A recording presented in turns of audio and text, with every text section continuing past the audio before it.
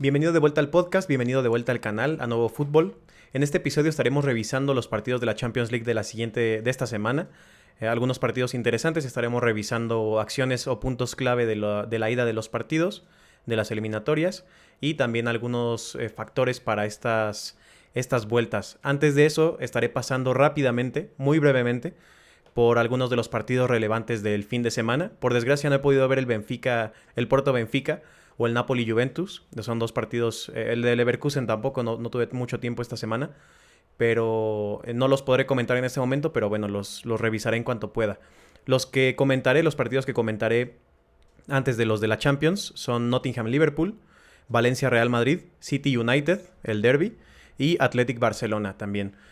Posteriormente, Bayern-Lazio, Real Sociedad-PSG, Manchester City-Copenhague y Real Madrid-RB Leipzig. Entonces podemos comenzar por esta revisión rápida de los partidos de este fin de semana.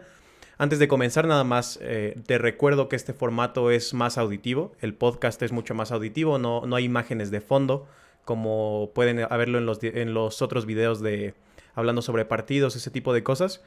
Este solamente es para escuchar, para que lo escuches mientras estás haciendo quizá otras cosas, yendo al trabajo, transportándote a algún lado, haciendo tarea en tu tiempo libre, lo que sea, pero bueno, finalmente es un formato más para escucharse. Ahora sí podemos comenzar. El Nottingham-Liverpool. Un Nottingham muy duro se resistió a Liverpool. Los de Klopp tuvieron algunas ocasiones claras salvadas por un muy buen trabajo defensivo dentro del área del Forest. El Forest logró cerrar el tránsito de Liverpool por banda también. Y estuvieron a punto de repartirse los puntos, pero un McAllister que fue genial en ambas facetas y un excelente remate de Darwin Núñez dieron los 3 puntos a los Reds. Y son líderes una jornada más. Veremos cuánto tiempo se mantiene esto o si ganarán todo el campeonato. Sobre el Valencia-Real Madrid, el Real Madrid, sacaba su 11 más balanceado posible, me parece, en el centro del campo sobre todo. El Valencia se puso 2 goles arriba en la primera parte con errores del Madrid y también con una definición magnífica de Hugo Duro, una definición, me parece que fue Hugo Duro, una definición muy compleja de detener y también muy compleja de hacer. Parecía hasta suerte, pero bueno, la definición no lo es, aunque el pase creo que sí. Tras una primera parte muy gris, un doblete de Vinicius empató el partido. Colectivamente se le vio bastante incómodo al Real Madrid por la buena presión del Valencia, que permitía muy poco tiempo para encontrar pases y se encontraba en inferioridad constantemente. El Real Madrid. Hubo una polémica arbitral con un gol que no vale porque Gil Manzano pita el final con el balón en el aire. Encima Bellingham se pierde el siguiente partido por correr amenazantemente hacia el árbitro. Bueno, increíble el trabajo de Gil Manzano. Un papelón más arbitral del Real Madrid. Y bueno, ya di mi opinión sobre este tipo de cosas en Twitter. Entonces, si quieres checar un poco estas decisiones, o bueno, mi opinión sobre estas decisiones, puedes seguirme en Twitter, siempre como Nuevo Fútbol. Sobre el City United. El United podía incomodar cada presión del City en la primera parte. Fue un excelente partido defensivo del United en esta primera parte con Varane, que fue grandísimo en el área, y Onana, que lo atajó todo prácticamente. El mejor jugador de la temporada del City, Phil Foden, remontó el partido. Esto fue resultado del bombardeo constante del Manchester City al arco del Manchester United, que continuó a pesar de bajar el ritmo un poco en todas las acciones ofensivas, el equipo de Guardiola. El equipo de Pep volvió a verse débil a la contra y cada ataque así parece una situación muy clara de gol. Todos los equipos en cuartos de final de la Champions League deberían tomar esto en cuenta, deberían tomar nota de esto, porque, como digo, se nota muy difícil para el equipo de Guardiola de tener cualquier contra, sea como sea, a la velocidad que sea prácticamente y pues sí, es difícil para ellos prácticamente hacerlo en cualquier ocasión.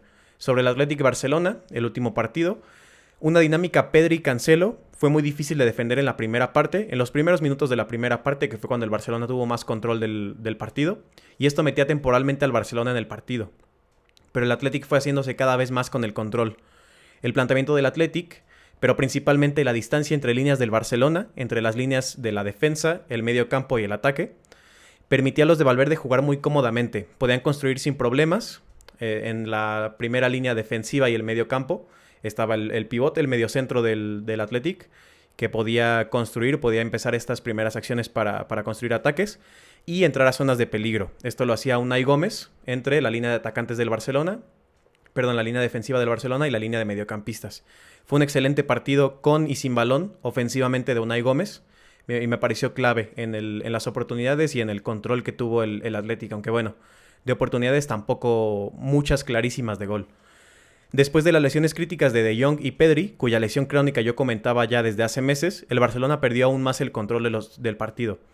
Y el encuentro de hoy era clave para cambiar la dinámica del equipo y deja más dudas que certezas el resultado y sobre todo la manera de afrontar el partido de Xavi y de sus futbolistas. Como digo, desorganizado, desestructurado, sin control, lo que repercute físicamente en los futbolistas, también anímicamente y bueno, tácticamente se podría decir, no saben dónde estar parados, están confundidos todo el tiempo. No llegan a sus marcas por esto mismo y no son tan fructíferos los ataques del Barcelona, solamente lo son por la calidad individual que tienen. Y bueno, muchos partidos terminarán resolviéndose por esta calidad que es brutal. Es muchísimo talento el que tiene el Barcelona arriba. Y bueno, ahora sí vamos con los partidos de la Champions League. Comienzo por el Bayern-Lazio, el partido en el que el Bayern, como he dicho, es local. Tendrá la oportunidad de volver de deshacer un poco lo que dejó en el campo ante la Lazio, de verse mejor como un equipo más sólido. Será difícil, pero bueno, hay algunas cosas que creo que podrían ayudar. Lo comentaba también desde hace mucho, una de ellas es la implementación de Matistel, lo adelanto de una vez. Y esto es algo que comentaba desde hace mucho tiempo. Desde hace algunos meses, no me acuerdo exactamente cuándo, también comentaba la pieza que yo creo que le hace falta al Bayern, que o es un especialista defensivo, un 5, o es un futbolista muy bueno en ambas facetas, como Wiffer, por ejemplo. O Nana sería también muy bueno, que no creo que salga de Inglaterra. Pero bueno, lo de Tel también lo comentaba, que es un perfil ofensivo muy necesario o muy utilizable, sobre todo teniendo en cuenta los pocos minutos que ha jugado. No corresponde el talento de Matistel y el impacto que ha tenido también con los minutos que ha disputado. Entonces creo que debería balancearse un poco más este aspecto, y debería iniciar Matistel el partido. Debería estar en el 11 inicial prácticamente todos los partidos, porque además se ha notado una facilidad para jugar de Matistel. No parece dejarse llevar por la intensidad o la importancia del partido. Entonces no creo sinceramente que se vaya a esconder, que vaya a tener muchas dificultades en un partido de Champions siendo titular. Habrá que ver cómo lo hace Thomas Tuchel. No estoy seguro de que lo vaya a utilizar de inicio, pero bueno, yo creo que debería hacerlo, porque hace una excelente pareja con Harry Kane. Son perfiles, aunque no tan complementarios, no es que sean absolutamente opuestos para llevarse, o bueno, para nutrir al otro y esconder un poco las falencias de su pareja. No creo que sean eso, son un perfil relativamente similar, no tanto obviamente, pero bueno, Matistel es un definidor con un talento para el remate generacional. Harry Kane es un futbolista mucho más utilizable en la construcción de los ataques, pero bueno, creo que ambos en una doble punta, especie de doble punta, o Matistel recargado un poco más a la izquierda, no solo podrían ayudarse, sino que podría dar mucha más amplitud al equipo en general, al equipo del Bayern, que es algo que será absolutamente necesario para explotar algunos espacios que se creen en la zona cercana de la portería de la Lazio. También Matistel es rapidísimo para sacar un remate, entonces creo que necesita realmente muy poco tiempo, muy pocos toques también para armar un tiro.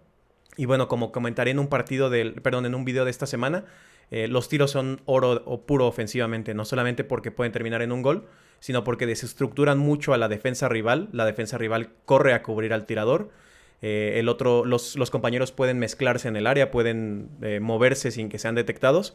Entonces creo que esto sería muy beneficioso para un equipo que ya de por sí es un poco desestructurado en ataque, como es el Bayern. Y bueno, me parece que Matistel compaginaría muy bien con Harry Kane y con cualquier futbolista que entre también como Musiala en el 11 inicial, que seguramente lo hará. Creo que Eric Dier también será la opción por la que irá Thomas Tuchel junto a Kim Min-jae, que es el mejor defensor, obviamente, que tiene, porque es un defensor genial.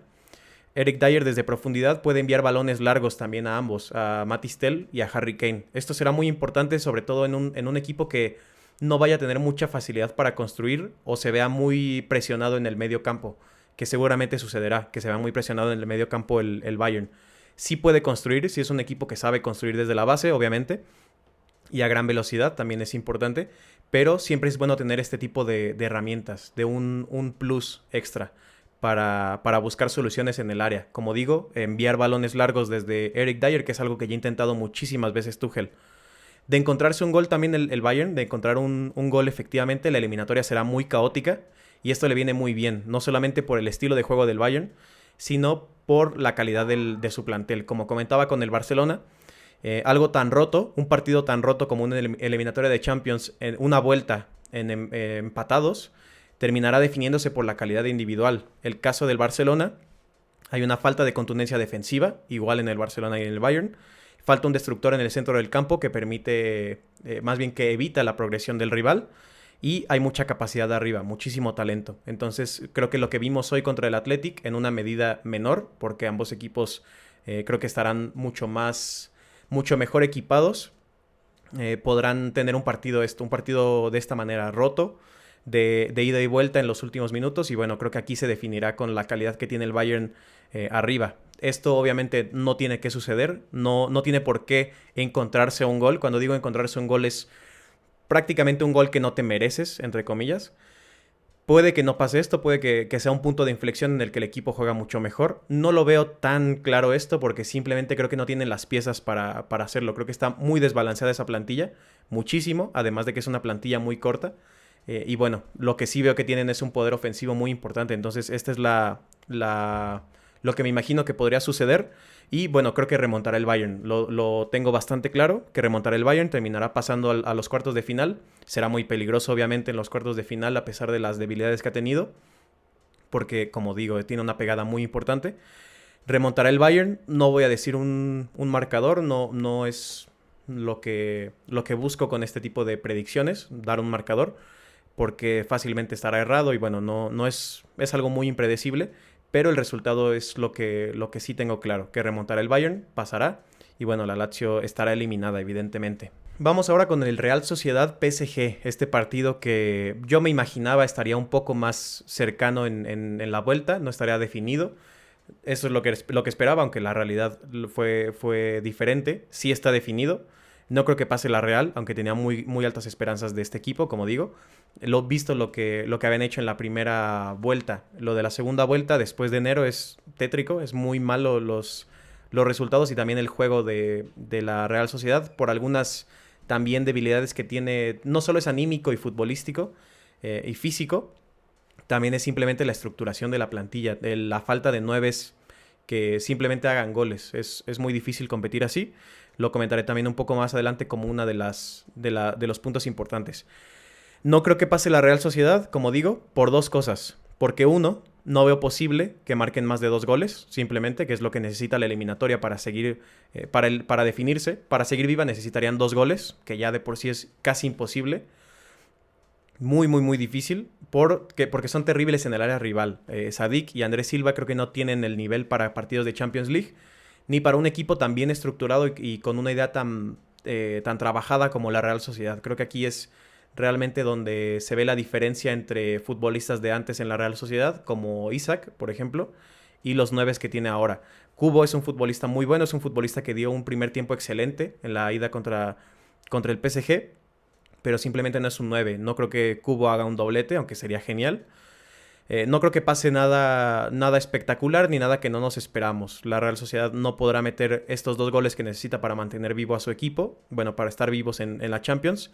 Y la segunda razón es porque creo que por esta falta de poderío ofensivo y por el poderío ofensivo del rival, deberán apostar por un bloque bajo. Pero el PSG puede romper un bloque bajo.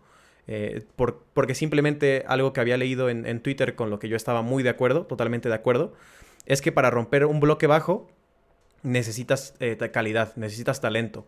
No se rompe tan fácil con jugadas ensayadas, con saberte las zonas del campo en donde tienes que estar posicionado en un juego de posición, muy estructurado y muy estricto. No se rompen con esas cosas, se rompen con calidad individual, con futbolistas diferenciales en este aspecto, desde el remate lejano, sabiéndose mover muy bien en el área, con un repertorio de remates que puedan rematar con cabeza, por ejemplo, por aire.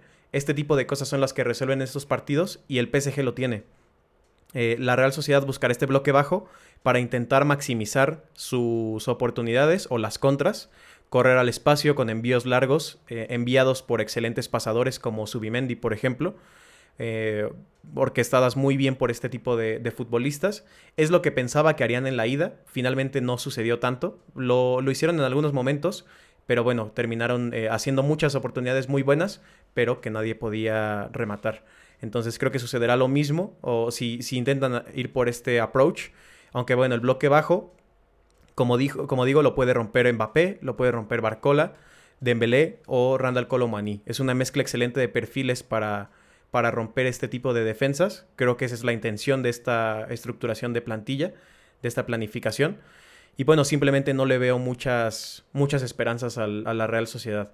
Como digo, no solamente porque el PSG tenga tan buenas opciones de romper el bloque bajo por el que seguramente apostarán, sino porque incluso en una contra, en una oportunidad de 1 contra 1, no tienen el poder ofensivo para marcar muchos goles y necesitan 2.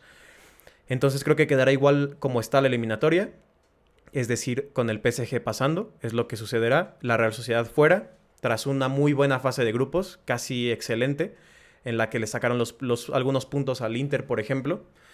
Es una lástima que un equipo se haya fundido por decirlo de alguna manera, de esta forma, cayendo estrepitosamente su nivel en estos últimos meses, pero bueno, es lo que tiene el fútbol, también es lo que sucede con algunas planificaciones. Entonces eso, la Real Sociedad fuera y el PSG avanzará. Y las siguientes 2 eliminatorias creo que son las más interesantes, en mi opinión, no solamente porque sean 2 excelentes equipos, sino porque son diferentes. El Manchester City, por ejemplo, ya tiene muy resuelta su eliminatoria, entonces solamente será ver cómo experimenta Guardiola, entre otras cosas, y porque el Real Madrid se enfrenta a una prueba muy importante con el Leipzig, pero también con la vuelta de Bellingham. Entonces creo que serán partidos muy entretenidos.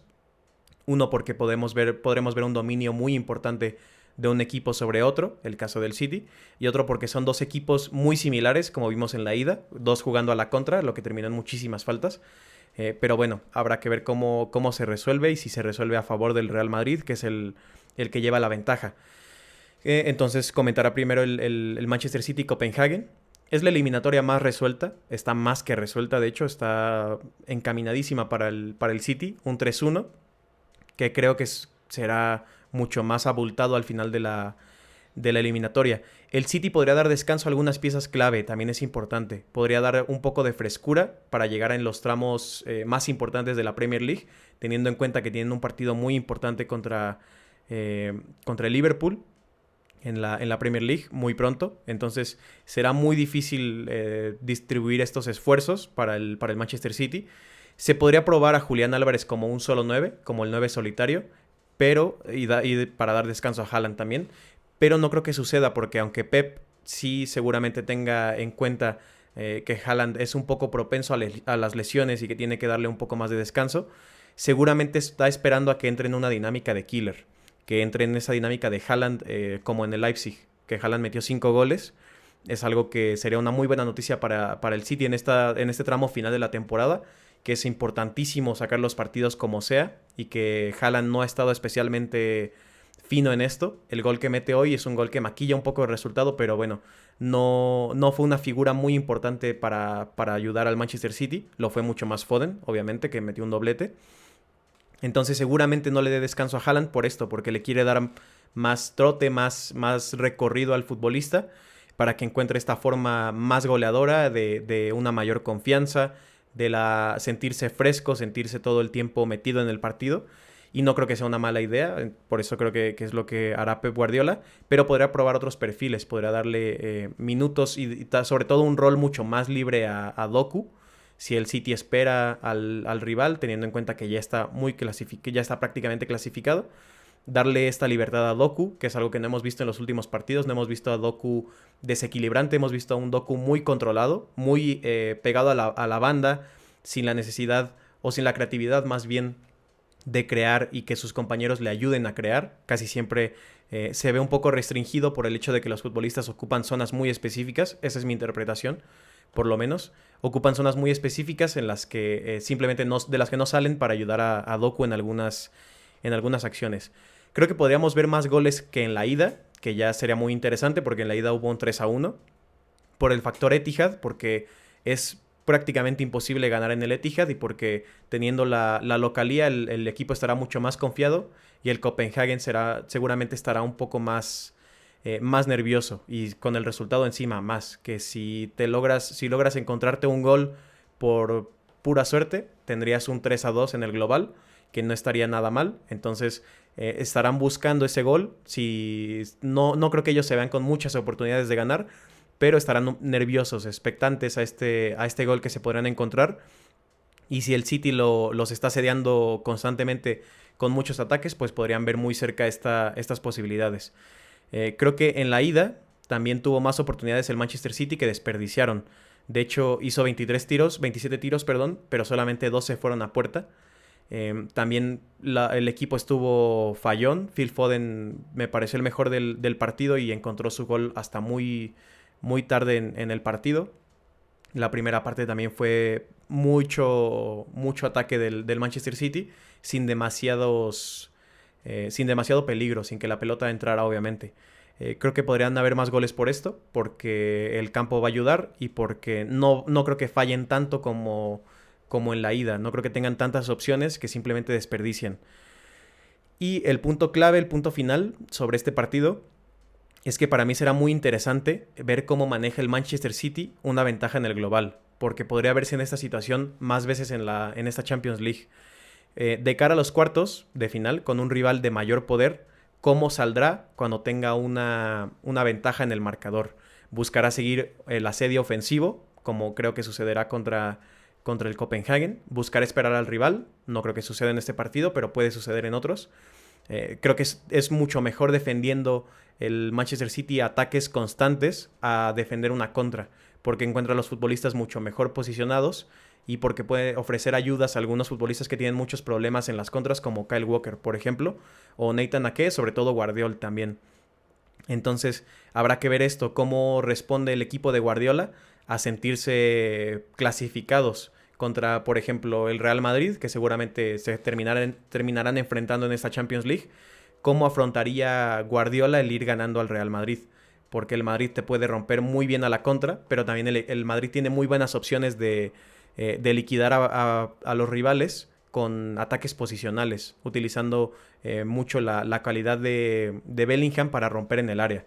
Entonces creo que esto será muy interesante, será algo que tendrán que tomar nota también los demás equipos que se enfrentarán al City en esta Champions League. Y si espera el City, si toma la ruta de esperar, que no creo que sea lo que haga todo el partido, pero podría hacerlo por algunos tramos para simplemente no agotarse físicamente y para probar esta alternativa. Podría esperar un poco en algunos puntos del partido, como digo, y atacar a la contra. Y aquí puede ser peligrosísimo. ¿Por qué? Porque tiene tres cualidades muy importantes. Tiene mucho físico, es decir, mucha fuerza en sus futbolistas. Son ganadores de duelos, también la mayoría. Pueden llegar a hacerlo con algunas faltas tácticas también que no son pitadas, porque saben hacerlas muy bien. Creo que pueden hacer esto, son físicos, son ganadores de duelos por aire y por tierra y tiene corredores muy buenos. Phil Foden es alguien que no se nota mucho o no se explota mucho esta cualidad, pero creo que es muy bueno corriendo a la contra. Erling Haaland, Doku, por ejemplo, tienen futbolistas muy buenos para correr y agarrando mal posicionado al Copenhagen será su final. Seguramente así encuentren algunos goles y bueno, como digo, será cuestión de ver cómo resuelve Guardiola este partido, cómo sale y imaginar si esto podría hacerlo contra otro equipo en esta Champions League. Y llegamos a la última parte de este podcast, que es el análisis sobre el futuro RB Leipzig-Real Madrid, o mejor dicho, Real Madrid-RB Leipzig, porque es en el Bernabéu el cierre de la eliminatoria. Es una situación favorable para el Real Madrid, claramente, por el resultado en el global y porque, como digo, cierran en casa. Creo que debería apostar Carleto por un Tchouaméni-Rüdiger como pareja de centrales. ¿Por qué? Porque Nacho es muy poco fiable, regaló mucho al RB Leipzig que tuvo que reparar Tchouaméni y simplemente es muy poco predecible en cómo detiene una jugada. Puede hacerlo muy bien a veces o puede hacerlo también con muchas faltas y regalar un penalti en una situación tan clave como o tan riesgosa y tan intensa como una vuelta de Champions League. Podría repercutir incluso anímicamente en el equipo. Entonces, no me parece que Nacho sea la mejor opción. Me parece que la mejor opción es Tchouaméni y Rüdiger. Creo que será la pareja de centrales. Aunque bueno, también la manera en la que maneja el vestuario Ancelotti podría abrir a pensar un poco que utiliza Nacho. Espero que no. Mi once inicial, mi once ideal, estaría compuesto por Lunin, Carvajal, Rudiger, Tchouaméni y Camavinga en la línea defensiva. Camavinga como lateral izquierdo.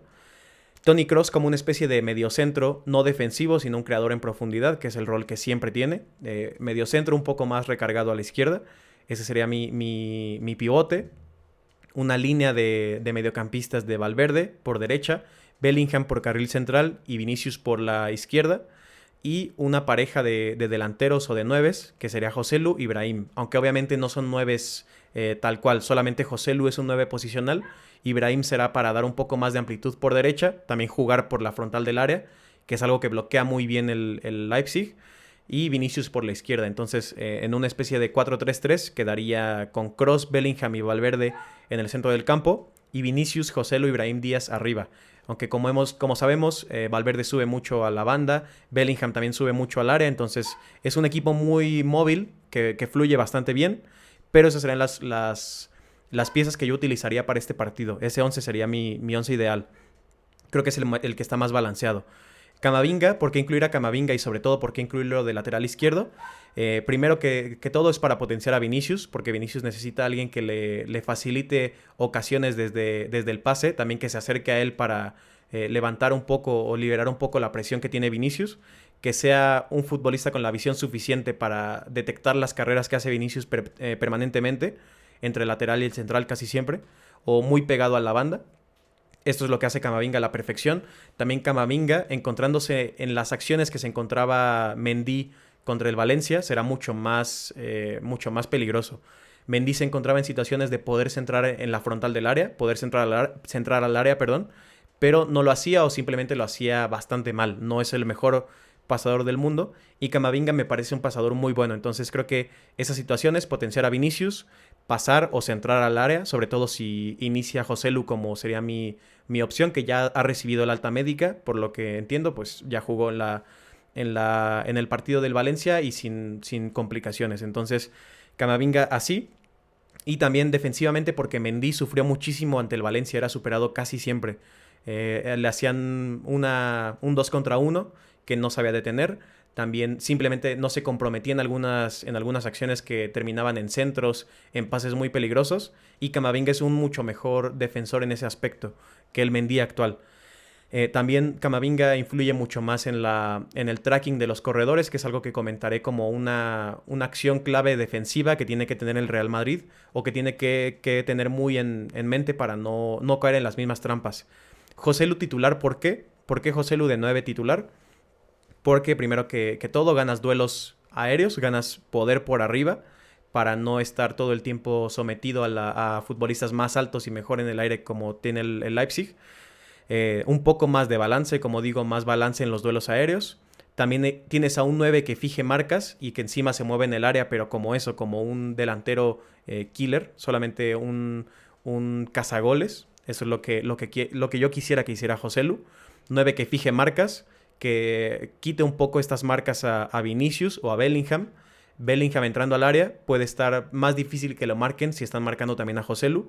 Y lo mismo con Vinicius, ese 2 contra 1 perpetuo.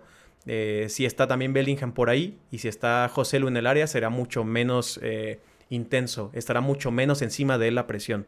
Entonces estas cosas también serán beneficiosas, el quitar marcas. Y por último, la razón por la que yo pondré a Joselu y a Brahim también, de hecho, es porque Rodrigo simplemente no ha rendido. No es un futbolista regular en esta temporada. Desaparece mucho en los partidos. Se puede encontrar en situaciones muy favorables que desperdicia. Simplemente no aporta mucho tácticamente en algunas ocasiones. Entonces no me arriesgaría en este partido tan complejo como la vuelta de la Champions contra el Leipzig a tener a Rodrigo que desaparezca y que, como digo, no apoye en defensa o no busque desmarques constantemente. Es por eso que lo dejaría fuera. Vinicius muy a la banda también. Carvajal y Valverde por derecha. Podría dar amplitud y abrir al RB Leipzig. Aunque también buscaría explotar los espacios que el Leipzig regalaba en la ida. El Leipzig abría mucho estas bandas y cerraba el carril central. Lo comentaba en el día del partido. Cerraba el carril central y dejaba jugar por las bandas porque es el carril que mejor domina. Lo ha hecho también contra el Bayern y contra el Leverkusen fue al revés. Entonces creo que cerrando este carril central tendrá más difícil entrar al área Bellingham. Aunque como digo, si hay alguien arrastrando un poco de marcas como es Joselu, también con un movimiento muy bueno de área, tendrá muchas mejores oportunidades. Y bueno, abrir el campo con Vinicius en banda, Valverde y Carvajal, simplemente también te garantiza más opciones de ataque. Te garantiza más carriles por los que buscar centrar, por los que buscar romper, mientras, bueno, cambios de juego que no sean tan detectados por el Leipzig. Simplemente es eso, dar un poco más de amplitud con estos posicionamientos. Y la clave en defensa que comentaba para el Real Madrid es el seguimiento de los corredores. Y aquí entra Camavinga también, porque el corredor que pasa entre los dos centrales, el corredor que pasa entre el central y el lateral, en este caso el lateral izquierdo, es muy peligroso. Y Šeško sabe hacerlo a la perfección. Šeško es un futbolista muy inteligente, un delantero con un remate mucho mejor de lo que se ha visto en los últimos partidos, en mi opinión, pero también con un movimiento muy inteligente, que sabe escabullirse sin ser detectado. Entonces, creo que estas serán las claves también, el seguimiento de los corredores, que Camavinga no deje ir su marca tan fácil como lo hace Mendy, no permita tantos centros, y bueno, frenar un poco a Šeško con Rudiger y Tchouaméni creo que será más fácil que con Nacho y Tchouaméni. Šeško pudo irse con 2 goles en la ida, entonces será la persona, un delantero móvil como del Leipzig, sea Šeško o sea Openda, serán los que tienen que tener más en la mira el Real Madrid. Y también las líneas defensivas más cercanas por parte del Madrid. En la ida dejó construir mucho al RB Leipzig, dejando mucho espacio entre la línea de atacantes que presionaban y la línea de mediocampistas que presionaban. Entonces, en este intervalo, en este espacio, podía construir muy fácilmente el Leipzig sin prácticamente ninguna presión, y permitía romper las líneas con pases muy fáciles de encontrar, relativamente fáciles. Dejó construir mucho al Leipzig, no debería seguirlo haciendo, y puede mejorar lo que vimos en la ida. El tener las líneas más cercanas puede mejorar lo que vimos del Real Madrid, que eran recuperadores muy buenos, con Valverde y Camavinga principalmente, aunque también Kroos, y corredores excelentes, que en este caso tendrías a Brahim, a Bellingham y a Vinicius, muy inteligentes en la contra, y bueno, Joselu, un rematador de área. Entonces, como digo, creo que mantener las líneas compactas te ayuda a recuperar y te ayuda a salir de la presión del rival, asociándote en corto y potenciando estos corredores también. Entonces, creo que eso es lo que debería hacer el Madrid, lo que en mi opinión te acercaría mucho más a la victoria. Veo al Madrid ganando otra vez. No creo que sea un partido que se quede igual, un 0-0. Será complejo, pero creo que el Madrid marcará. Puede marcar también el Leipzig por esta difícil situación que tiene con sus delanteros tan móviles, como digo, tan inteligentes, y por el juego aéreo también. Son las dos cosas que me preocupan más, pero bueno, veo al Leipzig marcando quizá y al Real Madrid también marcando. Entonces creo que gana el Madrid, creo que pasa a cuartos de final, y me gustará ver esto, me gustará ver cómo fluye Bellingham de vuelta de la lesión, que me había gustado mucho en los primeros minutos contra el Valencia, a ver cómo fluye, cómo funciona el equipo después de un golpe anímico tan importante como el de Valencia. Y también se vieron muchos problemas de presión, sobre todo, contra el Valencia. Entonces me gustará ver cómo resuelve Ancelotti estos problemas, cómo ayuda un poco más a acercar estas líneas, como decía. Y habrá que ver qué pasa. Y bueno, esa es mi visión sobre este partido, sobre los demás partidos de los octavos de la Champions League. Y bueno, una revisión también muy rápida de los partidos más relevantes del fin de semana. Me dejé fuera algunos cuantos que, como digo, no he tenido oportunidad de ver. Pero esas son mis visiones, los que creo que terminarán pasando, qué eliminatorias cambian un poco la tónica actual. Tú puedes dejar tus opiniones en los comentarios, los que crees que pasarán. También qué opinas sobre lo que expuse en este video. Puedes seguirme en mis redes sociales siempre como Novo Fútbol, ahí para estar en contacto. Y nos vemos en el siguiente podcast, o nos escuchamos en el siguiente podcast, mejor dicho. Hasta luego.